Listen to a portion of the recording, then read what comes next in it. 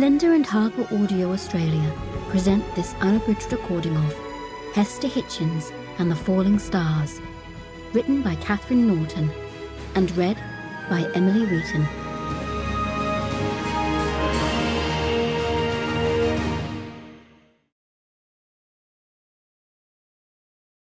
The dedication reads, "For Anton."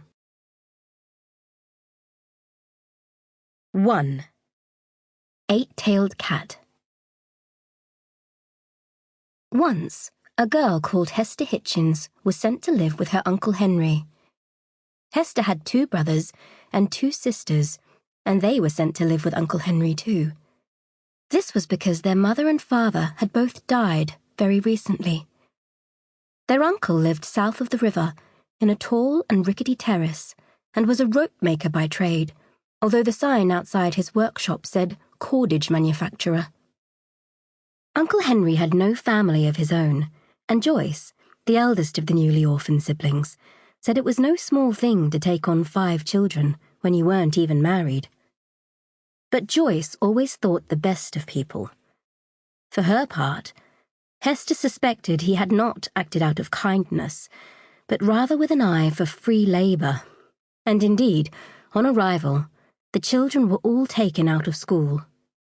Her brother Horace was made Uncle Henry's apprentice. Joyce was to look after the house and the twins, who were only babies, and Hester was set to work at the kitchen table every day, making cats and nine-tails. A cat and nine-tails was an especially vicious kind of short whip with 9 separate tails of knotted cord, designed to inflict 9 excruciating lashes at once.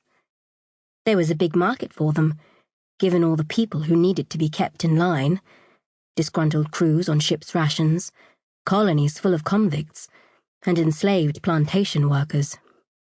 Cat-making was a lucrative sideline to Uncle Henry's rope-making business, and Hester had nimble little fingers he thought would be just right for the job.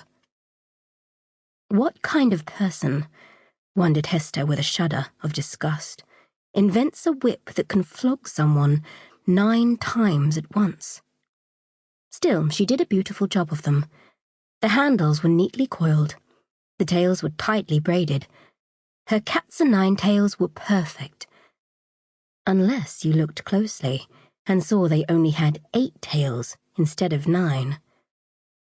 It wasn't a mistake. Hester didn't make mistakes with numbers. It was her small way of making the whips a tiny bit less vicious.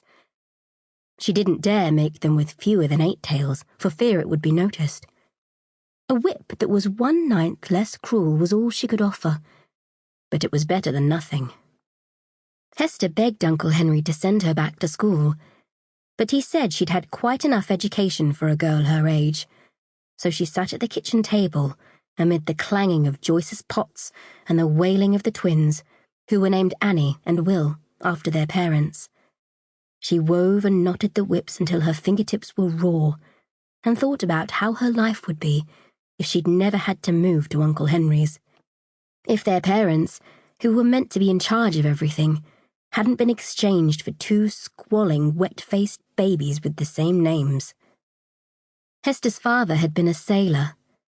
It was the 1860s, and there were thousands of sailors at that time, because there were thousands of ships coming and going between countries, like Britain and the lands around the world they had stuck flags in and decided to call their own, regardless of how the locals felt about it.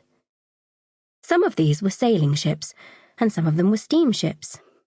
Steamers were new and fast and impressive, but their huge, clanking, coal-fired engines were prone to spit out sparks and set fire to things.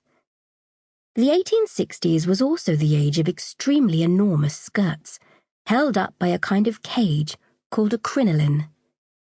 Given all the ships sailing in from foreign lands, crinolines were a gift to smugglers, because they were large enough to hide a crate of explosives, or a fugitive underneath if you wanted to. Hester's father died late in 1865, when the... Sample complete. Ready to continue?